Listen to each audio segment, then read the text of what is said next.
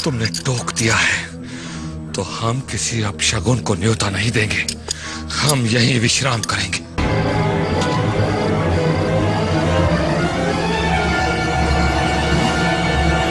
और सबसे ज्यादा दुख तब होगा जब मैं तुम्हें अपने साथ लेके जाऊंगा। आगे जाके ये जंगल और भी भयानक और मायावी हो जाएगा। हमारे विचार के अनुसार ये वही युवराज है जिसकी हमें सूचना मिली थी, परंतु ये पता लगाना है कि जीवित है या मृत्यु पा चुका है। हमारे गांव में कुलदेवी का मंदिर पूरब की दिशा में है और आप पश्चिम की दिशा में जा रही हैं। अरे हाँ चंदा, वो कुलदेवी को याद करते करते पता नहीं मैं इस तरफ कैसे आ गई। भले ही आपका सौतेला पुत्र भानु प्रताप अपना सर पटक पटक कर अपने प्राण ही क्यों न त्याग दे, परंतु वो वनराज का कुछ नहीं बिगाड़ सकता। ये तुम्हारा भाई मानव के रूप में एक दानव है। यदि आपका व्यवहार ऐसा ही रहा तो इस गांव की प्रजा से आपको सम्मान तो क्या धिक्कार भी नहीं मिलेगा। महारानी ऐसी है नहीं जैसा सबको दिखाती है। गांव वालों के सामने कितना दानवीर बनती है महारानी। तो फिर वो आखिर महारानी होके जंगलों में क्या कर रही थी? अवश्य महारानी के कर्मों से तंग आकर ही महाराज ने उसे महल से निकाला होगा। राम राम राम राम। बुढ़ापा में मेरी ये दुर्गति होगी, मैंने कभी सोचा भी नहीं था बेटी। ये सब सुनने से पहले हे भगवान, तूने मुझे उठा क्यों न लिया? मुझे उठा ले प्रभु। बापू, ये कैसी बात कर रहे हो तुम? भला तुम्हें मरने की क्या आवश्यकता है? मरे तुम पर झूठा लांछन लगाने वाला। देखना, ईश्वर अवश्य महारानी को दंड देगा। परंतु बेटी, ईश्वर के दंड देने से पहले यदि गाँव वालों ने मुझे दंड दे दिया तो गाँव वाले महारानी के कहे कोई सच मानेंगे बेटी? यदि ऐसा हुआ तो फिर महारानी को झूठा मैं प्रमाणित करूंगी बापू। वो कैसे बेटी? बापू, अभी आपके सामने ही तो महारानी ने मेरे आगे ये स्वीकार किया था कि वो मंदिर जाने के बहाने कहीं और गई थी। महारानी ने स्वीकार तो किया था बेटी। तो फिर अब उसे ये भी बताना होगा कि वो आखिर मंदिर जाने के बहाने किससे मिलने गई थी। किससे मिलने गई होगी बेटी? युवराज जी तो गाँव में नहीं है, फिर महारानी चुप चुप के किससे मिलने जाती है? अपने किसी प्रीतम के सिवा और किससे मिलने गई होगी बापू। तो ये तुम क्या कह रही हो बेटी? मैं सच्चाई के सिवा कुछ नहीं कह रही हूँ बापू। और देखना, अति शीघ्र मैं इस रहस्य से पर्दा उठा के रहूंगी।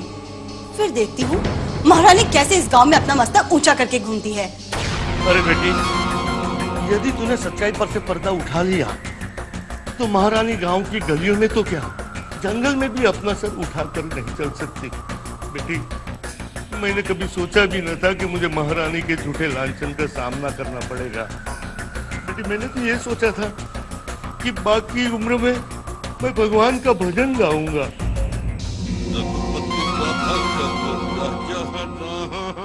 पतित पावन सीताराम, रघुपति राजा राम, पतित पावन सीताराम, पतित पावन। भैया,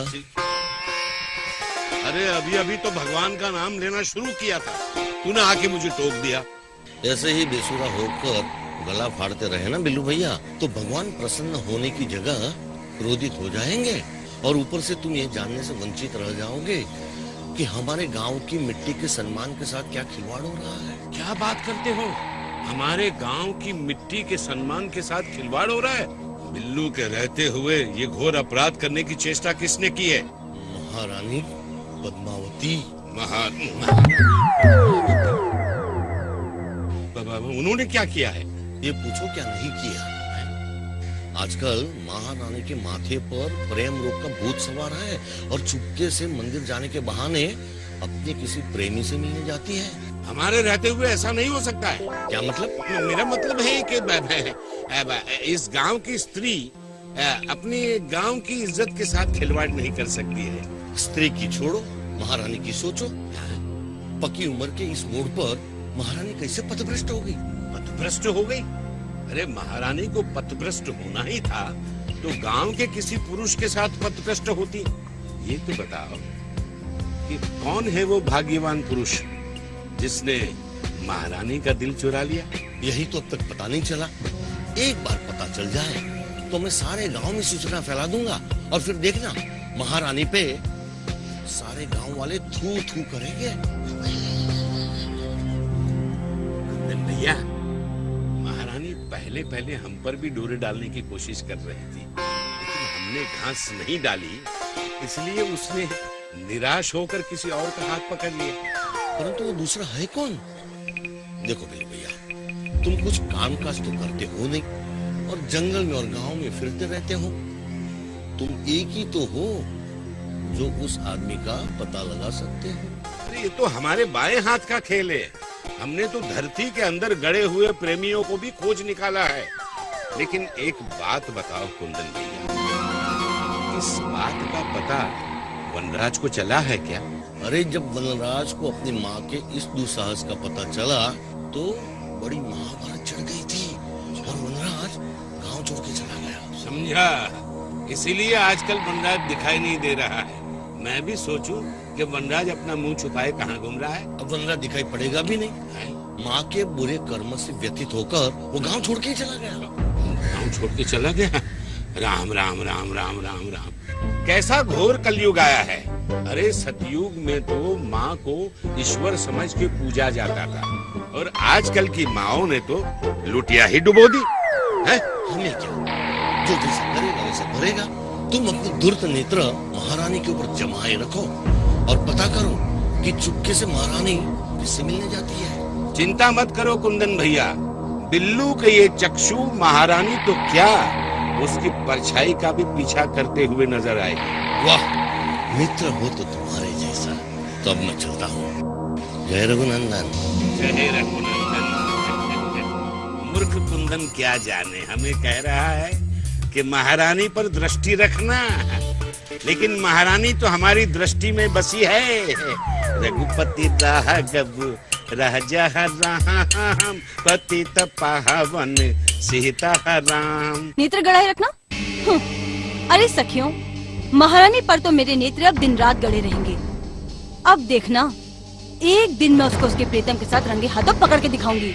यदि ऐसा हो गया तो महारानी गांव भर में मुंह दिखाने के लायक नहीं रहेगी। यदि ऐसा हो गया तो महारानी गांव भर में मुंह दिखाने के लायक नहीं रहेगी। अरे गांव की छोड़ो, अब तो महारानी पूरे संसार में अपना मुंह छुपाए फिरेगी। हे भगवान, प्रेम रोग पालने से पहले महारानी अपने पुत्र वनराज को तो पाल पोस कर स्वयं के पैरों पर खड़ा कर देती। हाँ कैसे, युवराज स्वयं विवाह के योग्य हो गया है और महारानी अपने युवा पुत्र के विवाह को छोड़कर अपने विवाह की सोच रही है। यही तो कलयुग की माया है मृग्या। स्वयं के सुख के लिए महारानी अपने पुत्र के जीवन को नर्क बना देगी। बेचारा वनराज। सो तो है, पर एक बात समझ में नहीं आती, क्या महारानी की करतूत का वनराज ने कोई विरोध नहीं किया? किया भी होगा तो किसे पता। महारानी बहुत चतुर है, वो घर की बातों को बाहर नहीं आने देती। अथवा हो सकता है विजराज को अभी तक अपनी कलयुगी माता के दुष्कर्मों का पता ही न हो। वनराज को सब पता है। क्या वनराज को सब पता है? तो फिर वो चुप क्यों है? चुप रहने के अलावा उसके पास और बचा ही क्या था। बेचारा महारानी के पाप को सह न सका और सदैव के लिए गांव छोड़कर चला गया। चला गया? पर कहाँ? मैंने तो कुछ दिन पहले उसे देवधर बाबा की कुटिया की ओर जाते हुए देखा था। कुछ दिन में तो राजा रंक हो जाता है और रंक राजा। आज महारानी की कुटिया वनराज के बिना सूनी पड़ी है।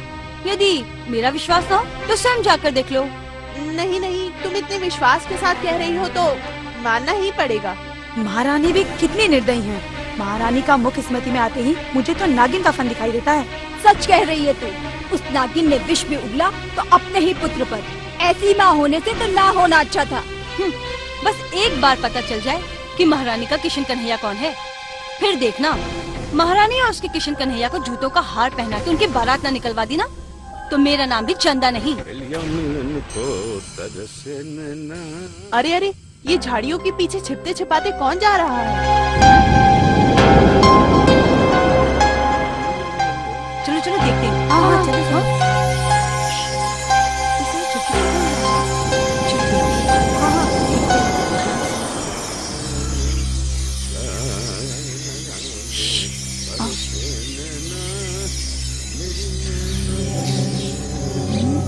पिया के दर्शन को तरसे नैना, अरे तू तो बसी है महलों में मैना।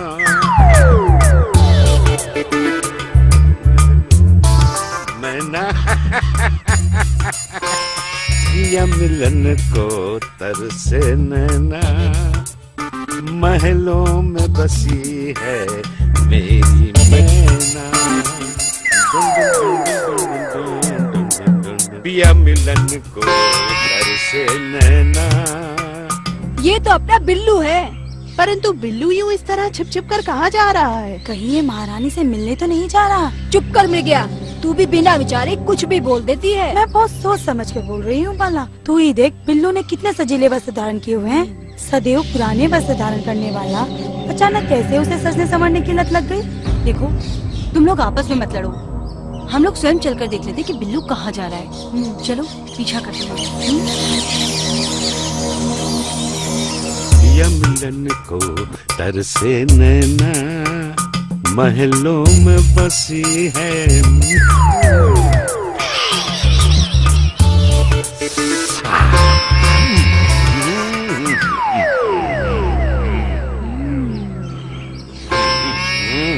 देखा, बिल्लू महारानी के कुटिया के द्वार पे पहुंच गया। मैंने सच ही कहा था। हाँ, लगता तो सच ही है। लगता नहीं, ये साक्षात नेत्रों से देखा गया सत्य ही है। अवश्य दाल में कुछ काला है, नहीं तो बिल्लू इस प्रकार महारानी के घर छुपते छुपाते नहीं आता।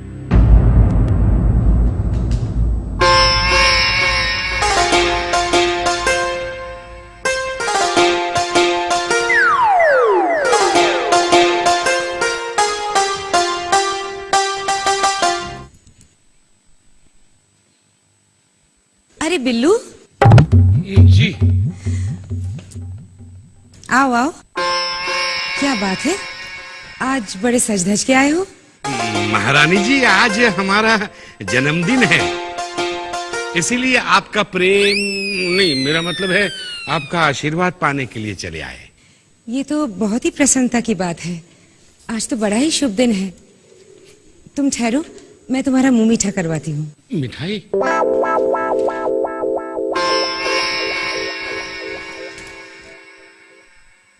ये लो बिल्लू, मुंह मीठा करो। वाह महारानी जी वाह, इतने बरस बीत गए, लेकिन आपके हाथों से मिठाई पाकर मुझे लगता है कि आज मेरा जन्मदिन पहली बार आया है। आपका प्रेम पाकर मेरे नैना सावन भादो हो गए। अरे बिल्लू, तुम तो बिल्कुल निश्चल बालक की तरह रोने लगे। जन्मदिन पे रोया नहीं करते, प्रसन्न हुआ करते हैं। ये प्रसन्नता के आंसू ही है महारानी जी। भगवान करे ये आंसू हमेशा इसी तरह से बहते रहे और हमें आपका प्यार इसी तरह से मिलता रहे। तुम तो एक बालक की तरह बिल्कुल भोले हो बिल्लू। अब थोड़ा मुस्कुराओ, हम तुम्हें भेंट देना चाहते हैं जन्मदिन की। भेंट? महारानी जी, हमारा स्नेह तो पूरे गांव में बटा हुआ है बिल्लू। हम तो बस ये चाहते हैं कि गांव वाले प्रसन्न रहें। ये हमारी तरफ से एक छोटी सी भेंट। जी, किन शब्दों में हम आपका धन्यवाद करें? हमारे पास शब्दों की कमी पड़ गई है, पता नहीं चलता क्या कहें हम आपसे। बस प्रसन्न रहो। जी महारानी जी, आजकल वनराज नहीं दिखाई दे रहे हैं, वो कुशल मंगल तो है ना? हाँ, वनराज कुशल पूर्वक है, परंतु इस समय नगर गए हैं। अच्छा, नगर गए हुए हैं, तभी मैं सोचूं कि उनके दर्शन क्यों नहीं हो रहे हैं। यदि आपको बुरा न लगे तो एक बात कहूं? हाँ, कहो। वनराज की अनुपस्थिति में अगर कोई कष्ट आ जाए या किसी कार्य में बाधा आ जाए तो बेहिचक हमें याद कर लेना। आपकी सेवा करने में हमें आनंद आएगा। धन्यवाद बिल्लू। अगर ऐसी कोई बात हुई तो हम तुम्हें याद करेंगे। वैसे वनराज शीघ्र लौट आएंगे नगर से। जी, एक बात और है, आप नहीं, आप कष्ट मत लीजिए, हम हैं ना आपके सेवक, हम खोलते हैं द्वार।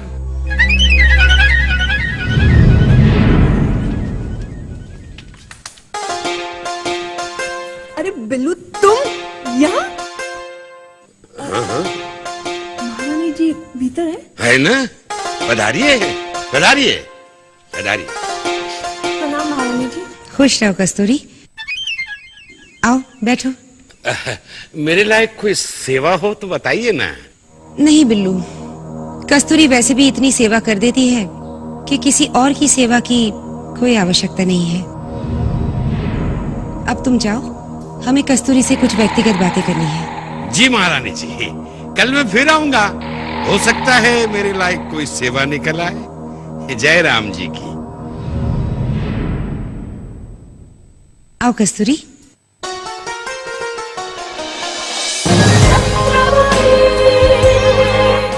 पवन, वो देख, कोई मनुष्य दिखाई दे रहा है। ओ पथिक, पथिक! लगता है उसे हमारी आवाज नहीं आ रही। चलो उसके पास चलते हैं।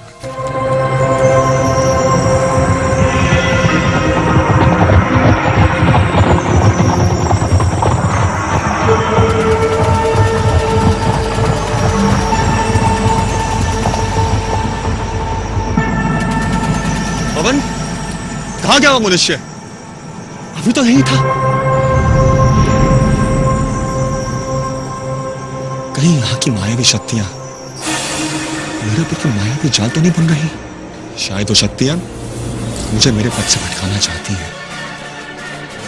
तभी मुझे उस पथिक का भ्रम हो रहा था। परंतु मैंने उससे अभी अपनी आंखों से यही देखा था। क्षण भर में कहाँ गायब हो गया वो?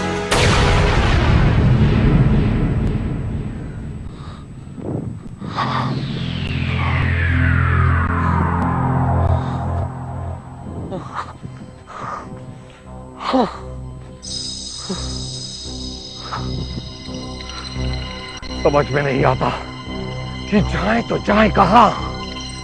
पूरब की ओर जाते हैं तो ऐसा प्रतीत होता है कि जैसे पश्चिम की ओर जा रहे हैं, और उत्तर की ओर जाते हैं तो ऐसा भ्रम होता है कि दक्षिण की ओर जा रहे हैं।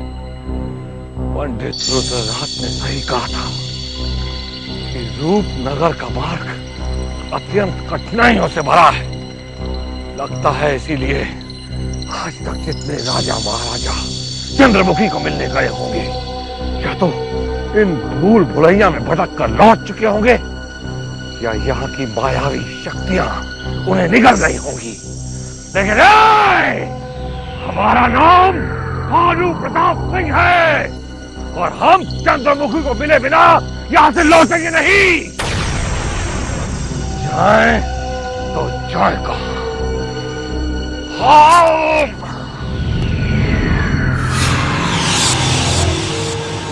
कुटिया, इस भयानक जंगल में कुटिया। कहीं ये कोई मायावी कुटिया तो नहीं? हमें प्रतीत होता है कि अवश्य ये कोई मायावी कुटिया है, क्योंकि जिस जंगल में कोई पक्षी, कोई पशु नजर नहीं आता, वहां कोई मनुष्य आकर एक कुटिया क्यों बनाएगा? देखना तो होगा इस कुटिया को बनाने का उद्देश्य क्या है।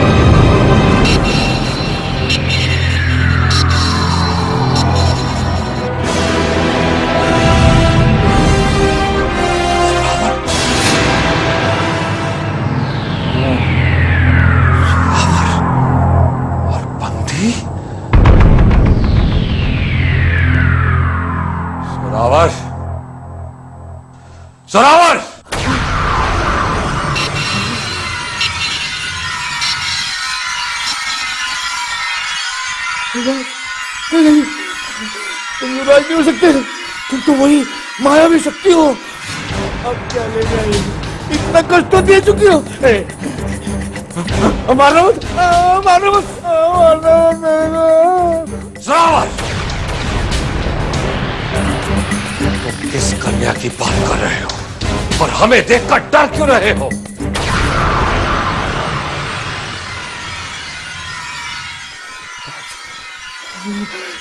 युवराज, सच पूछिए तो आपसे बिछड़ने के पश्चात मैं डर डर के ही जी रहा था, किंतु आज आपको देखकर मेरे प्राण में प्राण आ गए।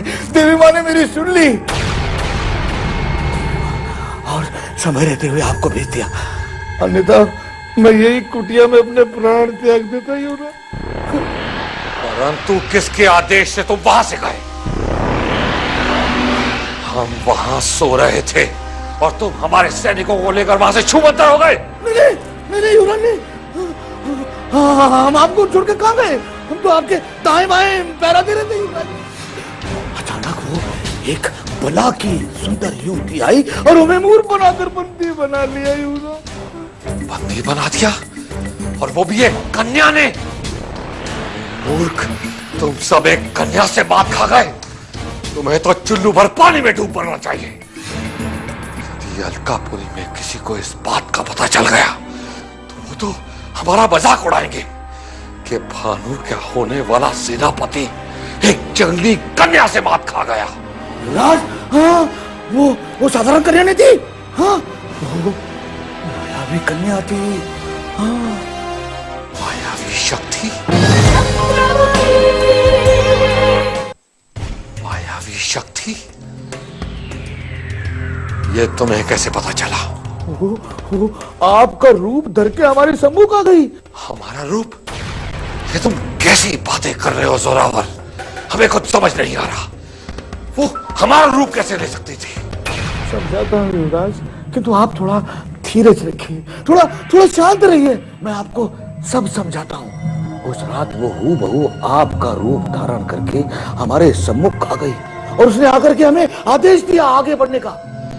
मैंने समझा कि आप स्वयं आदेश दे रहे हैं। मैं अपने सैनिकों को लेकर आगे बढ़ता गया। फिर क्या हुआ? उस कन्या ने अचानक आपका रूप छोड़ दिया और अचानक अपने रूप में आ गई। तब कहीं जाके युवराज हमें पता चला कि वो मायावी कन्या है और हम मायावी जाल में फंस गए। उसके बाद उसने मुझे और दोनों सैनिकों को बंदी बना लिया। हमारे वो दो सैनिक कहाँ हैं? वो तो अब इस धरती से विदा लेकर ऊपर सिधार गए। कहना चाहते हो कि हमारे वो दो सैनिक मृत्यु को प्राप्त हो गए? हाँ युवराज, दोनों को वो आदि मानव खा गया। एक आदि मानव आया, पहले एक सैनिक को ले गया, फिर वो दूसरे को ले गया। युवराज, आज मेरी बारी थी। अभी तक तो हमें चंद्रमुखी के महल की परछाई तक के दर्शन नहीं हुए और हमारे दो सैनिक मारे गए। कहीं तुम झूठ तो नहीं बोल रहे जोरावर? भगवान से तो अवश्य झूठ बोल सकता हूँ युवराज, किंतु आपसे कभी झूठ नहीं बोल सकता। युवराज, इससे पहले कि वो आदि मानव आकर मुझे अपना भोजन बना ले, मुझे यहाँ से छुड़ाकर कहीं दूर ले चली। अब तो उसकी भूख और तीव्र हो गई होगी। युवराज, मेरे साथ साथ कहीं आपके प्राण भी संकट में ना आ जाए। मुझे छुड़ाकर ले चलिए युवराज।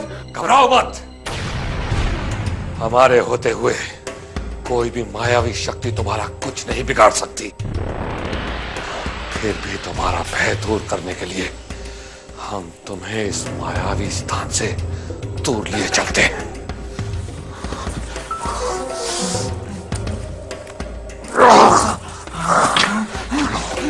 अब तुम आजाद हो, शीघ्र चलो।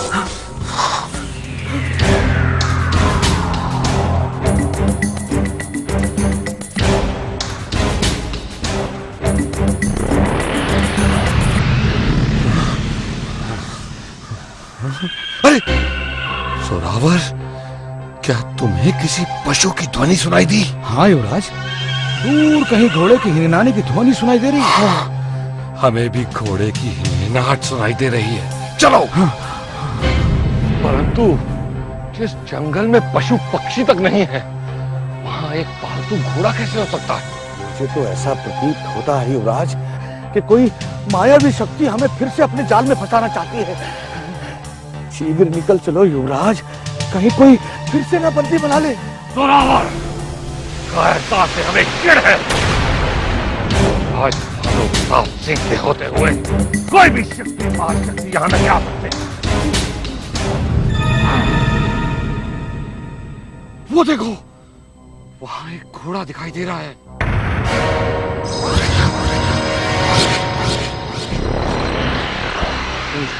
बिट्टू घोड़ा रहा है युवराज, बिट्टू वो घोड़ा नहीं है। हाँ नहीं, नहीं है तो फिर क्या वो एक गधा है? चलो, हम आगे की सवारी उस घोड़े पर करेंगे। नहीं नहीं युवराज, ये अवश्य ही कोई मायावी शक्ति है जो हमें अपने जाल में फंसाकर बंधक बना लेना चाहती है। अन्यथा आप ही सोचिए युवराज, अपने मालिक के बिना कोई घोड़ा इस भयानक जंगल में कैसे आ सकता है? अब अधिक सोचकर आप अपने प्राणों को संकट में मत डालिए, मत डालिए युवराज। आपकी रक्षा करना मेरा धर्म है, मेरा कर्तव्य है। इसलिए सेवक के आग्रह को मत ठुकराइए और शीघ्र यहाँ से निकल चलिए युवराज। हाँ। तुम इतना आग्रह कर रहे हो तो हम भी हट नहीं करेंगे, परंतु अब हम चाहे तो जाए कहाँ, तुम बताओ। बिना एक पल गवाए हुए हमें इस घोड़े के ठीक विपरीत दिशा में दौड़ लगा लेनी चाहिए युवराज। घोड़े की विपरीत दिशा में दौड़? परंतु क्यों? अब और कोई प्रश्न मत कीजिए युवराज, मुझे अपने प्राणों से अधिक आपके प्राणों की चिंता है। वहां जाकर देखेंगे कि ये घोड़ा क्या करता है। देख लेना युवराज, ये घोड़ा किसी भयानक पशु में परिवर्तित हो जाएगा। तू जोरावर, वो देखिए युवराज, वो घोड़ा कैसे हमको घूर रहा है। ऐसा प्रतीत होता है युवराज कि वो अभी अभी हम पर आक्रमण कर देगा। हाँ, चलिए निकल चलिए युवराज, दौड़िए युवराज, दौड़िए युवराज, दौड़िए। अरे युवराज दौड़िए, दौड़िए। हाँ, अरे दौड़िए युवराज। हाँ।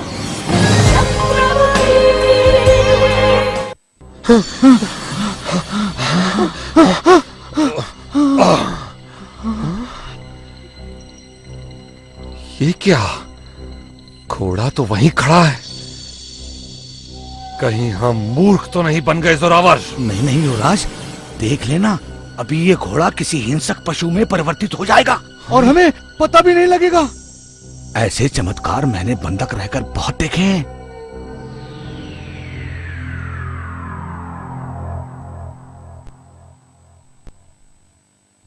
ये क्या? वो तो कोई घोड़सवार लगता है, और वो भी हमारी तरह साधारण मनुष्य दिखता है। हाँ युवराज, लगता तो साधारण मनुष्य ही है। लो, घोड़सवार घोड़े को लेकर निकल गया। हाँ अन्नदाता, मेरे नेत्रों ने भी वही देखा जो आपने कहा। मूर्ख हो तुम तो कह रहे थे कि वो घोड़ा नहीं, कोई मायावी शक्ति है। अब इस मायावी स्थान पर घोड़े का क्या काम, इसलिए कह दिया था। महामूर्ख हो तुम। इतना अच्छा अवसर था हमारे पास। यदि हम तुम्हारी बातों पर विश्वास नहीं करते तो इस समय यहाँ होने की बजाय हम उस घोड़े पर बैठकर कोसों दूर चले गए होते। एक मामूली घोड़े को तुमने मायावी शक्ति कह दिया। क्षमा करें युवराज, मुझसे भूल हो गई। यदि तुम इसी प्रकार भूल करते रहे तो हमारे प्राण संकट में आ जाएंगे। और हमारे प्राण संकट में आने से पहले हम तुम्हारे प्राण ले लेंगे। क्षमा करें युवराज, ये जंगल भूल भुलैया है, इसलिए मुझसे भूल हो गई। क्षमा कर दे युवराज। अब गिड़गिड़ाना बंद करो और ये सोचो कि वो घोड़सवार गया तो गया कहाँ?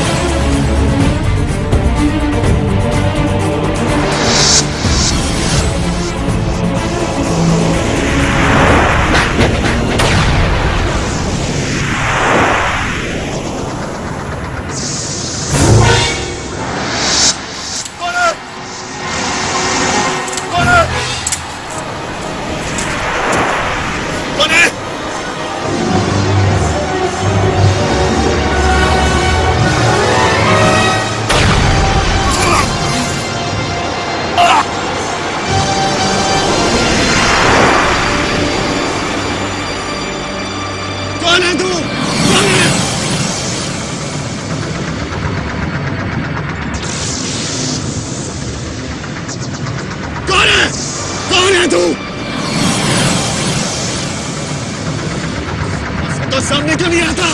हाँ? चुप कर बैठा हुआ है, सामने आ!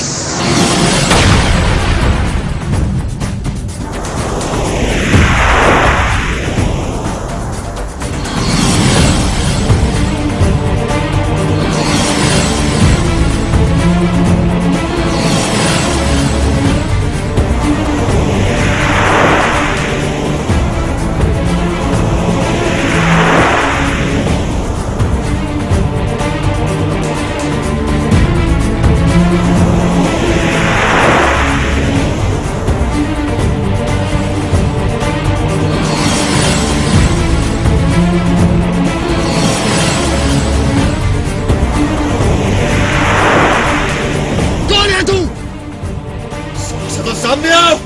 कौन है?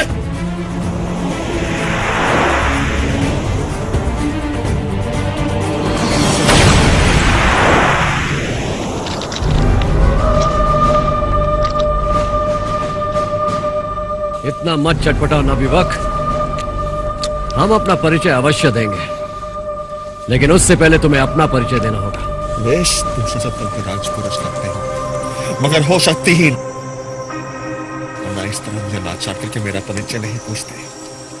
क्या चंद्रमुखी के राज्य में हर कोई इस तरह शक्तिहीन है? हम चंद्रमुखी के राज्य के निवासी नहीं हैं। तो फिर कौन हो? मुझे इस तरह बंदी क्यों बनाया है? तुम्हारी मेरी कोई शत्रुता भी नहीं है। हमने तुम्हें शत्रु समझकर तुम्हारे पद पे बाधा डालने का प्रयत्न किया था, लेकिन अब हमें विश्वास हो गया है कि तुम भी हमारी ही तरह एक अन्य राज्य से आए हो।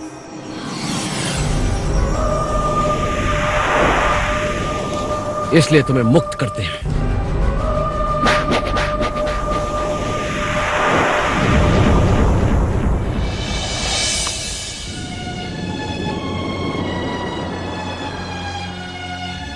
मेरा नाम वनराज है। मैं पश्चिम दिशा के एक राज्य का रहने। और हम कुंवर सूर्य प्रताप सिंह। क्या तुम भी चंद्रमुखी के राज्य जाने के लिए निकले हो वनराज? हाँ।